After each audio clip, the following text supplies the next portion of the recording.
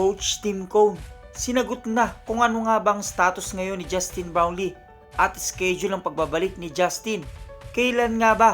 Yan nga ang ilan sa mga maiinit na pag-uusapan natin sa videos na ito, mga ka-idol. Sa pinakahuling standing mga ka-idol na inilabas nga ng PBA, pinangunahan niya ng Northport Batang Pier at Magnolia Hotshots kung saan undefeated nga sila, gayon din naman ang Meralco Bolts mga ka-idol. Nasa ngayong linggo ngay mababago yun mga ka-idol dahil nagsimula na uli ang matinding tapatan ng bawat team. Katulad na lamang sa nakaraang laban mga ka-idol, tinalo ng tira firma ang Blackwater Bossing, habang tinalo naman ang NLEX Road Warriors ang San Miguel Birimen. At ang naging resulta din mga ka-idol na naging matinding laban nung nakaraang linggo, naging Player of the Week nga itong si Arvin Tolentino.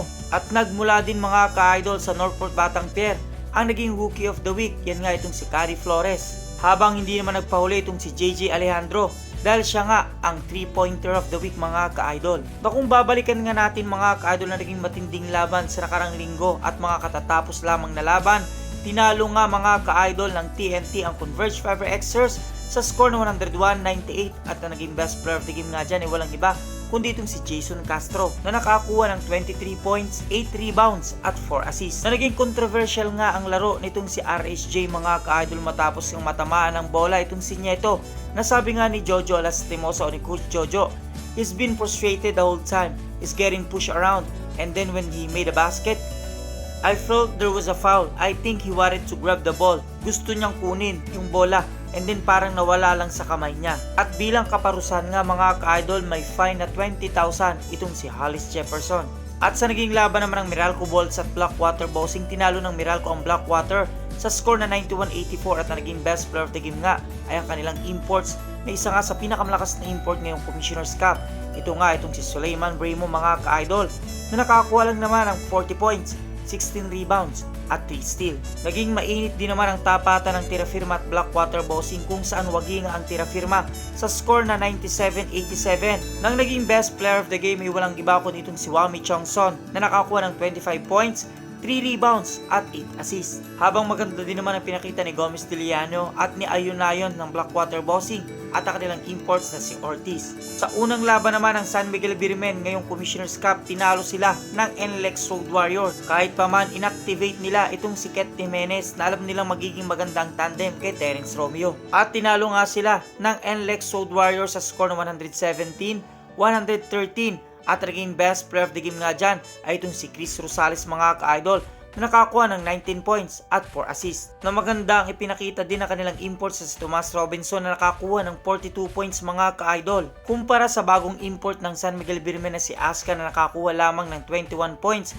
habang itong si Terence Romeo naman ang nanguna sa San Miguel Birimen na mayroong 28 points. Patuloy man ang sagupan ng Commissioner's Cup, ngunit patuloy ding pinag-uusapan itong si Mikey Williams na tila nga nagdidemand ng 2.4 million pesos per month sa TNT, kung kaya't minarapat na nga ng TNT na siya ay i-terminate mga ka-idol. Kung kaya't bali-balita nga na itong si Mikey Williams ay maaaring mapunta sa SMC Group at nandyan nga ang Barangay Nebra at San Miguel Birimen na halos may mga kaibigan nga itong si Mikey Williams. At pinag-usapan na din mga ka-idol ang tila inilabas na payag nitong si Bobby Ray Parks Jr. na gusto niyang bumalik ng PBA at sa Barangay Ginebra na. Nung bago pa man siya tumungo sa Japan B-League ay sinabi nga nitong si Bobby Ray Parks Jr. na may sinabi itong si Coach Tim Cone na hindi niya malilimutan at babalikan niya pagbalik niya sa PBA. Nasa ngayon nga mga ka-idol ay puspusan ng ensayo ng Barangay Ginebra. Syempre, kasama ang kanilang bagong imports na si Tony Bishop at bagong star player na si Maverick Amnisi mga ka-idol. Nandyan man itong si Tony Bishop bilang bagong imports ng Barangay Ginebra, ngunit marami pa rin nagtatanong at marami pa rin ang babash kay Justin Brownlee. Tulad na lamang ni sinabi nitong si Mac Chu at si Raspe, lifetime ban, walang silbi ang ganyang kaduming manlalaro. Mananalo sa maruming paraan, marijuana lang pala ang magpapagaling sa mga laro niya. Ngunit syempre sa kabilang banda, we consider Justin Brownlee as a hero, lalong-lalo na nung Asian Games mga ka-idol. Na hindi lang naman tayong pinahanga bilang fans ni Justin Brownlee, kundi ang ilan sa mga veterans na coach, katulad na lamang ng dating coach ng Meralco Bolts si Coach Norman Black. Sabi nga niya, those who are humble despite the fact that they are talented, they gain the respect of people. People follow you when you have type of attitude he has that.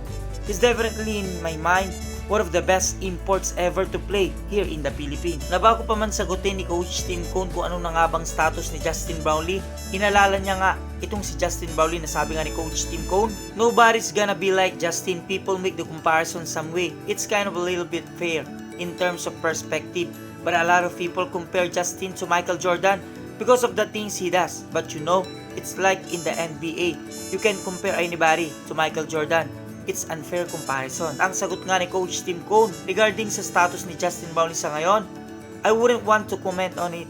I don't know the legal parts of it all. I don't know what to say. Something that might trigger something from the SBP or sa mga basketball ng Pilipinas or the FIBA that will get anybody angry. That's been our approach the whole time.